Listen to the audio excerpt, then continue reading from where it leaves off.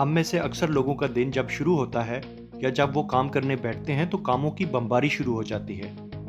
किसी डॉक्यूमेंट पे काम कर रहे हो तो साथ ही ईमेल्स आना शुरू हो जाती हैं। मोबाइल फ़ोन पर नोटिफिकेशन आ रहे होते हैं। बॉस भी कामों की एक लिस्ट दे देता है और फिर उसी वक्त इलेक्ट्रिसिटी और दूसरे बिलों की आखिरी तारीख याद आ रही होती है। और साथ ही में कुछ नए नए बिजनेस आइडियाज़ भी चल रहे होते हैं। क्या हमारा दिमाग इन सारे कामों को एक साथ हैंडल कर सकता है? नहीं, हमारा दिमाग इस तरह से काम नहीं करता और इस तरह एक साथ मुख्तलिफ आइडियाज़ पे सोच नहीं सकता। और अगर हम सोचेंगे तो हमारे दिमाग की परफॉर्मेंस, स्पीड या सलाहियत कम हो जाएगी। जैसे कंप्यूटर्स पे अगर बहुत ज़्यादा फाइल्स या एप्लीकेशन इकट्ठी खोल ली जाएं तो सिस्टम की स्पीड और काम करने की सलाहियत कम हो जाती है। इसी तरह दिमाग के साथ भी होता है। इसी बात पे राइटर डेविड एलन ने किताब लिखी है गेटिंग थिंग्स डन। और एलन कहता है कि हमारा दिमाग अच्छे नए मुनफरिद आइडिया सोचने के लिए है, ना कि उनको दिमाग में ज़्यादा देर रखा जाए। तो फिर सवाल ये है कि इन कामों को, आइडियाज़ को कहाँ रखा जाए। ये किताब GTD ऐसी 5 टेक्निक्स बताती है कि जिससे हम अपने दिमाग को ज़्यादा फोकस और अपने कामों को बेहतर तौर पे मैनेज कर सकते हैं। आजकल के दौर में जब हर तरफ से इंफॉर्मेशन की यलगार हो रही है, एक ना रुकने वाला सिलसिला है। कामों की लिस्ट, सवालात, invites, notification, emails, phone calls. तो GTD टेक्निक का पहला स्टेप है कैप्चर, यानी इस तमाम इंफॉर्मेशन को नोट करना, स्टोर करना। लेकिन ये स्टोर दिमाग में नहीं बल्कि किसी और जगह पे करना है। आपने खुद अपने लिए जो आपको सूट करे एक एक्सटर्नल टूल बना लेना है। आप छोटी सी नोटबुक अपने पास रख सकते हैं, अपने घर में, ऑफिस में स्टिकी नोट्स बना सकते हैं, या फिर मोबाइल फ़ोन में नोट्स लिख सकते हैं, अपने लैपटॉप या डेस्कटॉप पे नोट्स बना सकते हैं।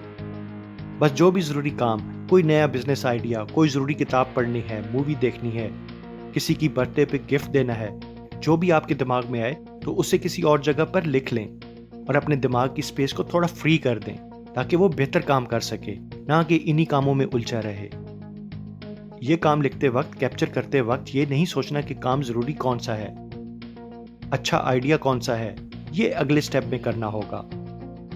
अहम बस ये है कि जो दिमाग में आए वो लिख लें, नोट कर लें। GTD टेक्निक का दूसरा स्टेप है क्लैरिफाई। आपने जो भी काम, आइडियाज़ लिखे हैं उनको 2 या 3 दिन के बाद देखते रहें और अपने नोट्स को क्लियर करते रहें ताकि आपका दिमाग भी साफ और क्लियर रहे। अगर आप इन नोट्स को क्लियर नहीं करेंगे तो आपका दिमाग इनकी तरफ लौटेगा और तवज्जो और फोकस ख़राब होगा। जब अपने नोट्स को आप देखें तो दोबारा सोचें कि इनमें से एक्शनेबल कौन से हैं और कौन से नॉन एक्शनेबल हैं, यानी किन पर काम हो सकता है और कौन से फजूल हैं। सबसे पहले तो फजूल कामों को डिलीट कर दें, क्लियर कर दें। इसके बाद जिन पे काम हो सकता है उनमें से सबसे पहले वो काम देखें जो 2 मिनट के टाइम के अंदर हो सकते हैं। इन कामों को तो उसी वक्त कर दें। किसी को ईमेल करनी है या कोई फ़ोन कॉल, बस इन कामों में देर ना करें, ख़त्म करें और अपनी लिस्ट को क्लियर करें।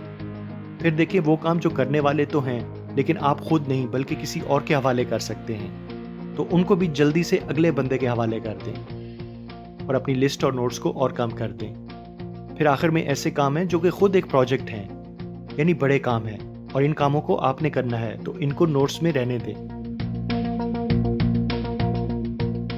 तीसरा स्टेप है ऑर्गेनाइज, और ये बहुत अहम स्टेप है। यानी जो एक्शनेबल यानी करने वाले काम हैं उनको एक खास तरतीब से लिखा और रखा जाए ताकि आप बेहतर तरीके से वो काम कर सकें।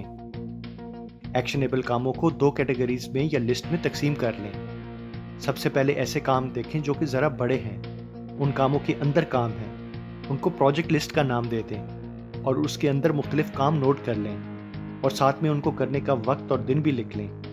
मिसाल के तौर पे आप वेकेशंस पे, छुट्टियों पे कहीं जाना चाहते हैं। अब ये एक प्रोजेक्ट वाला काम है।